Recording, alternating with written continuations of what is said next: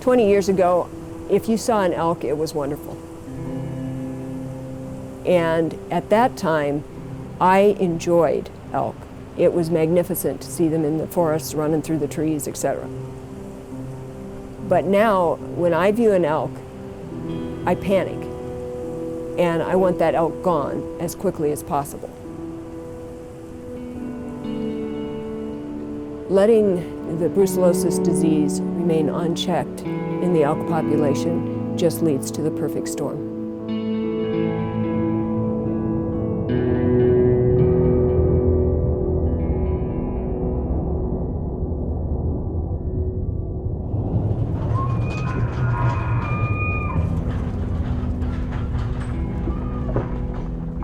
Brucellosis is a bacterial disease. It's harbored inside infected animals, and it hides in tissues and lymph nodes. It's really very efficient in spreading from one animal to another. It didn't happen overnight, and it's not going to leave overnight. We've known about brucellosis in elk since the early 1900s.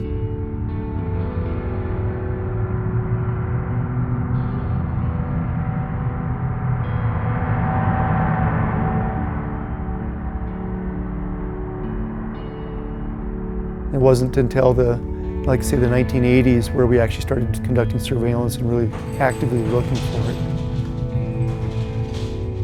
Basically, we've seen an increase from under 1% up to almost 12 to 17% in different areas.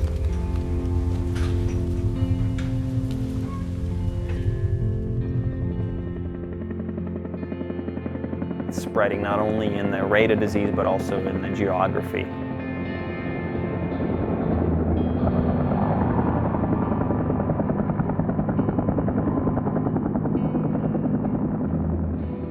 Brucellosis in elk significantly reduces the tolerance of landholders or cattle producers for wildlife on their properties.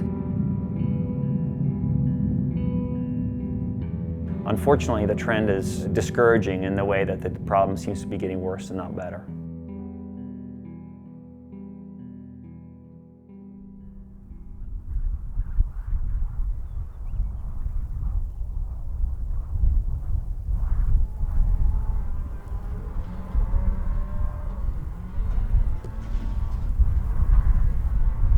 The livestock industry is tremendously important, not only to the economy of Montana, but also to the social identity of this state.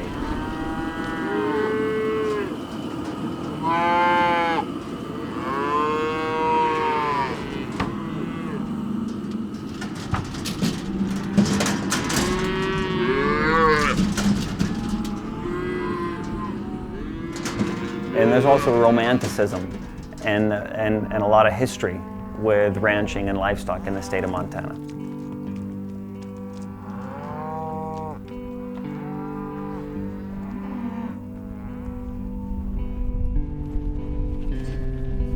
The most challenging aspect of ranching are all the things that you have no control over. Whether it's drought conditions and you don't have irrigating water, whether you're trying to put up hay and it's raining all the time, whether you're trying to calve your babies and it's 20 below.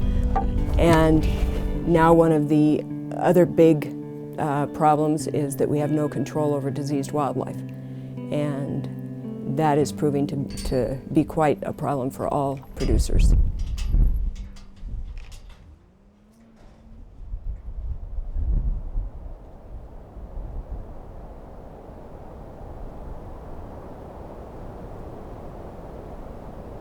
Years ago, the seroprevalence in the wildlife was much less. Their dispersion and movement patterns kept them far away. So that was when "if" was the word we used. If we would ever, by any small chance, get brucellosis. That changed. Now it almost becomes a matter of when that happens.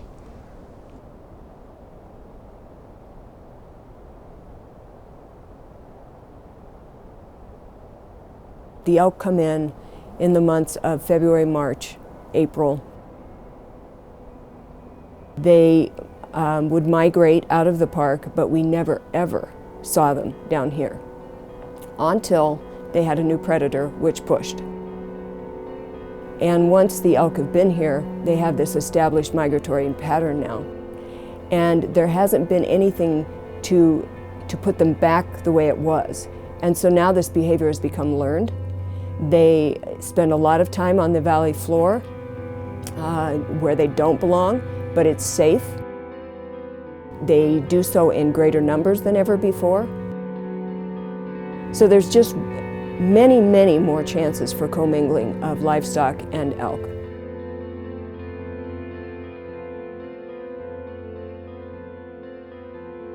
Brucellosis is spread primarily through an abortion event where that bacteria is shed in the birth materials. Really, when those animals abort or calve, other animals come into contact with those tissues, and then they in turn get infected, and the cycle repeats itself. If they abort on your ground, the bacteria has the ability to live up to 60 or 90 days depending on conditions. It can stay active for a very long time.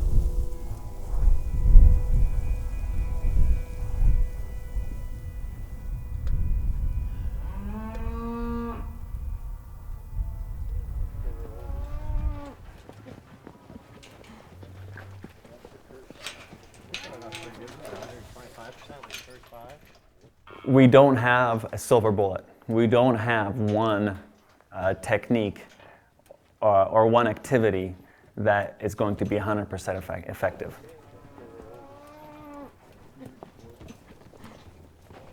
So therefore we have to use a compilation of techniques to try to minimize the opportunities for that transmission.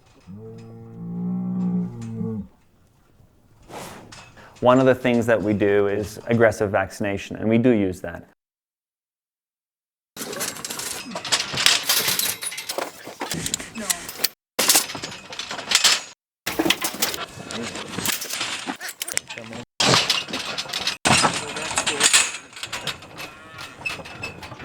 Other than vaccinating, the only other option we have is separation and management. And we all do that to the very best of our ability.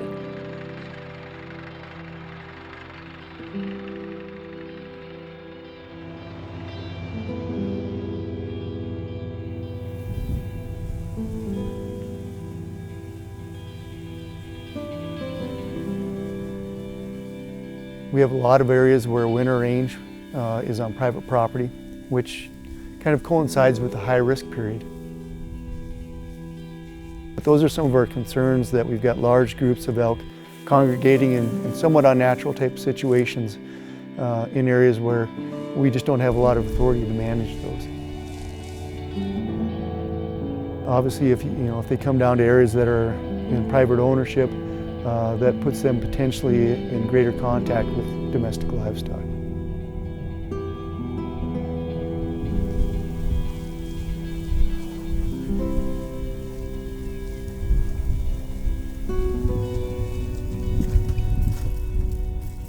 So the challenge is how to change that behavior to get them to use landscape like they did before and spend less time down there on winter range.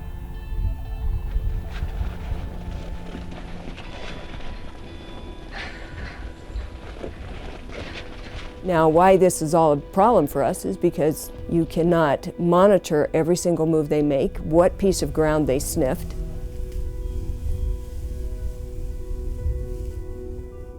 You have no way of knowing in their grazing patterns whether or not any of your cattle have come across anything.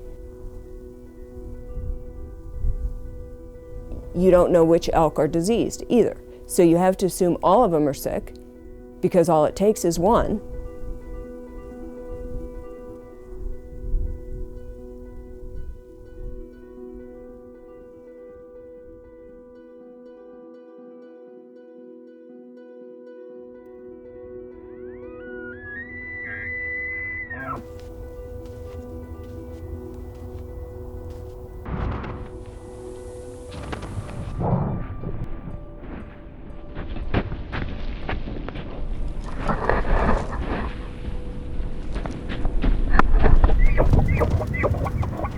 there are so many ways for our cattle to be infected, and I'm not sure people really understand the ramifications of an infection now.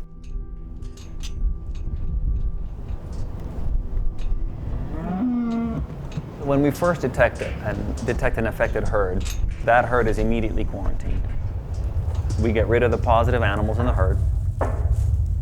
We conduct a whole herd test, and then we conduct another whole herd test 6 months later, and then another whole herd test 6 months after that. During this time, the producer remains quarantined. He or she has very limited options for selling their livestock. So really that individual undergoes a significant amount of hardship to try to get rid of that disease.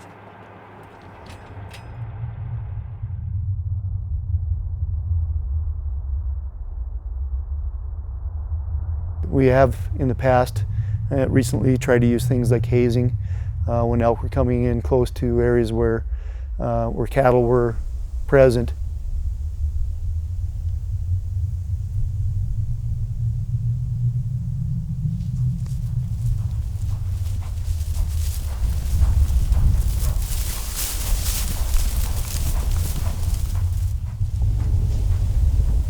We tried to haze those elk to different areas, but the problem with that is you have to have some place to put those elk.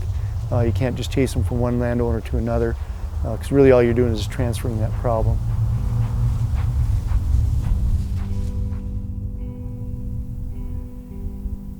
There aren't any avenues open to you other than what you're doing, which is trying to maintain separation and manage your herd accordingly. That's all we can do, and that's not very many tools in the toolbox to save yourself from an infection.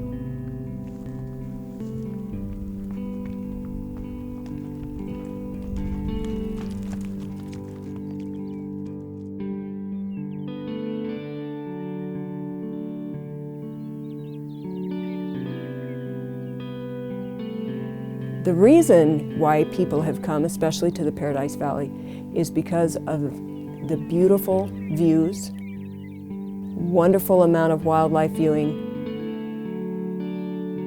but truly the biggest is open space.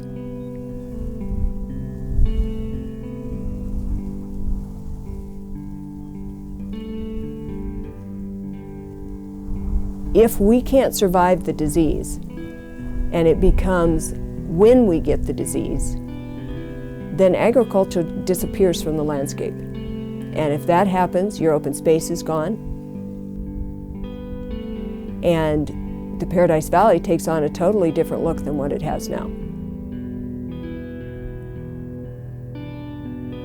Maybe that's the look people want. But they didn't term this as the last best place to get rid of agriculture. They did it because agriculture was here and provided the last best place.